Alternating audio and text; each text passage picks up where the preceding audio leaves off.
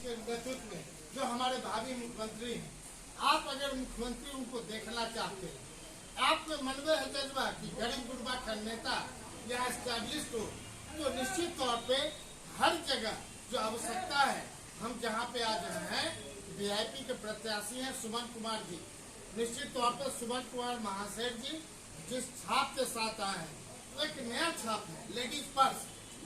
और ladies purse को अगर जब तक हम लोग पूरी तरह प्रचार जो कर पाए, और अंतिम क्षण में वीआईपी हमारे साथ आई, और जहां पर सीपीआई सीपीएम माले कांग्रेस से लेकर के इंडिया गठबंधन का था, हम समझते हैं वीआईपी के आने के बाद हम लोग भी ने पूरा सम्मान दिया है, और उनके लोग भी अपने आप को सम्मानित फील कर रहे हैं। क्योंकि आने वाला समय हमारे तेजस्वी जी मुख्यमंत्री बनेंगे, उनको भी एक डिप्टी सीएम बनाया जाएगा। इस तरह की बातें चल रही हैं, हो रही है। मेरा मानना है, जब हम लोग ये मानते हैं कि मधुबनी जिला के लोग हमको एमएलए बनाए, कभी ना मंत्री बने। ये अधिकार आपको है, किसको बनाते हैं किसको नहीं बनाते हैं। लेकिन जो आज जिस प्रकार लोकसभा में लोग जाते हैं, हमारा मुख्य डिमांड क्या था? मेरा मुख्य डिमांड था कि मिथिला की धरती मधुबनी निश्चित तौर पर इतना माने हर मामले में, लेकिन 5 दिन अगर नेपाल में बारिश होती है, हमारा किसान परेशान हो जाता है। हमारे किसान का जो समस्या है, आप देख रहे होंगे 567 लोग मारे गए, लेकिन भारत सरकार की नींद नहीं टूटी। स्पोर्ट्स कल्चर के नाम पे जो पहलवानों के साथ इनजस्टिस हुई, जो आप देख रहे हैं नॉर्थ ईस्ट में जिस ढंग से कार्यक्रम, हम समझते हैं निगेटिव हमें नहीं बोलना है।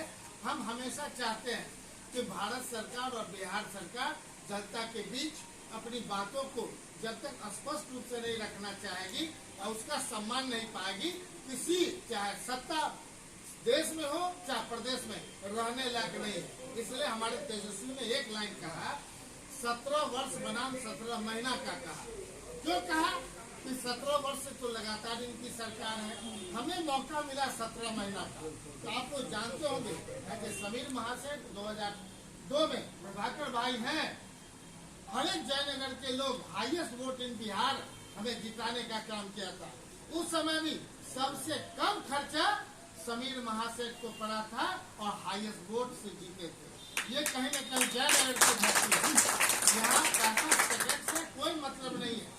केवल लोग हमारे लोग सम्मान खोजते हैं, और जो सम्मान की बात है, अगर समीर महाशय अपने टाइम में जयनगर की बातों को नहीं रखा होगा, पूरे जिला की बात को नहीं रखा होगा, आज 10 ऐसे योजनाएं हैं जो हमारे टाइम में हुआ। नाबार्ड से 120 करोड़ रुपया ला करके जो हमने सड़क बना है, लाइफ लाइन ऑफ जिला, पहला 2003 से स्टार्ट हुआ। उससे पहले कोई सड़क के बारे में नहीं सोचता था। आप मान के चलिए कि हमने पूरे बिहार में एक एक घर में लोग आजादी के बाद बिजली जला रहे हैं। हमने 5 ऐसे चीजों को रखा, जैसे आपदा में, और बिजली में देखते होंगे मीटर रेट चक्रवृद्धि ब्याज के साथ हर एक घर में देना पड़ता था। हमने सरकार से लड़ा, विधान परिषद के माध्यम से हमने कहा कि हर सूरत में मीटर का चक्रवृद्धि ब्याज नहीं लगेगा।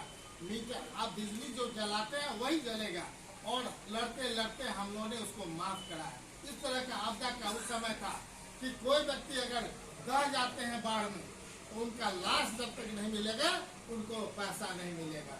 हमने स्पष्ट रखा कि जब दह गया, और वैसे परिवार को चिन्हित करके अगर हम अनुदान दे देते हैं, चाहे 2 लाख दे सरकार चाहे 5 लाख दे, तब तक अगर मिल जाएगा तो पैसा वापस कर दिया जाएगा। कोई जिंदा मिलने के बाद क्यों नहीं वापस करेगा? लेकिन आप जो जैसा लगा है, जब मिलेगा ही नहीं तो उसके बाद 5 इयर्स के बाद उसको मिलना था, 5 साल के बाद। तो मेरा कहना है कि हम चिन्हित करके कार्य योजना बनाते थे, और क्या क्या करना है पूरे जिला का। आप देखते होंगे क्या जयनगर 21 सारे ब्लॉकों में गांधी स्मृति भवन बनाए थे, और 11 लाख से लेकर के 16 लाख तक का उस समय एस्टिमेट कॉस्ट था, पर्पज था।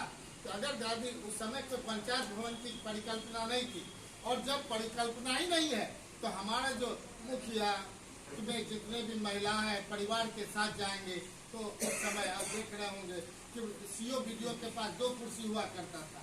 तो हम क्यों नहीं वहाँ पंचायत अपने गांधी स्मृति भवन में रहेंगे, और जो लोग काम है ब्लॉक से स्तर से लेकर के ये करेंगे।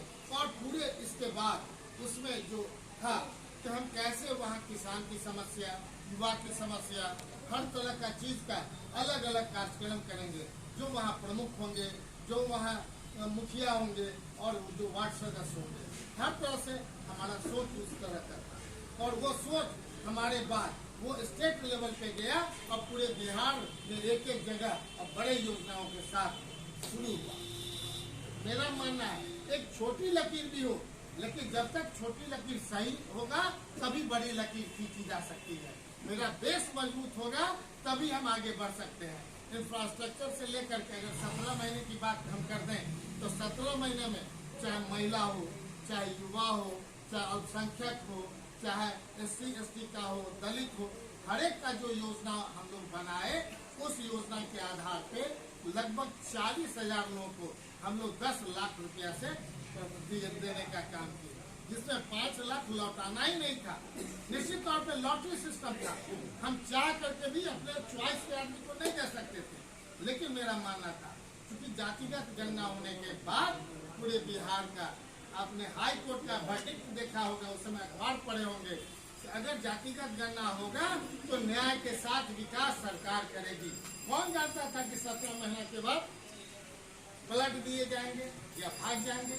उस पर ज्यादा हम नहीं कहेंगे, हमारे नेता हमेशा बोल रहे हैं। मेरा मानना है कि हमने 94 लाख या 97 लाख के बीच हमने चिन्हित किया और हर एक जो गरीब है उनको 2-2 लाख रुपया से एक एक व्यक्ति को, एक एक परिवार को देने की योजना है और वो कैबिनेट से पास हुआ। मतलब एक तरफ भारत के प्रधानमंत्री ये कहते हैं कि हम 5 किलो अनाज देंगे, 5 वर्षों तक देते रहेंगे। मतलब उनको अंदाज नहीं है कि पहला जब 10 साल पहले आए थे उस समय कितने लोग थे गरीब और अपने गरीबी रेखा से कितने को निकाला 10 साल में, ये डाटा देना चाहिए था। एक बार रहे 5 साल में 20% हमने कम किया, फिर 10 साल रहे फिर कम किया। लेकिन बताइए भारतीय जनता पार्टी के लोग और हम लोग सुन रहे हैं कि और 5 साल तक देते रहेंगे। अरे आपके भारत के प्रधानमंत्री योजना ऐसा बनाओ कि आप कहते कि जो वोट दे रहे हो इस बार दोगे तो 5 साल के अंदर 50% हम गरीबी रेखा से निकालने का काम करेंगे। आपकी लड़ाई वो होनी चाहिए। गरीब गरीब होता जा रहा है, अमीर अमीर होता जा रहा है। कौन अमीर है हमें नहीं कहना है। सब तो जानते हैं कि पूरे देश में अदानी हो, अंबानी हो और ये पूरे साम्राज्य कहां से कहां चला गया। तभी भारत के प्रधानमंत्री जी को भी नहीं बोलने में हम समझते हैं उनकी गरिमा किस तरह से गिर रही है। एक प्रधानमंत्री की गरिमा गिर रही है।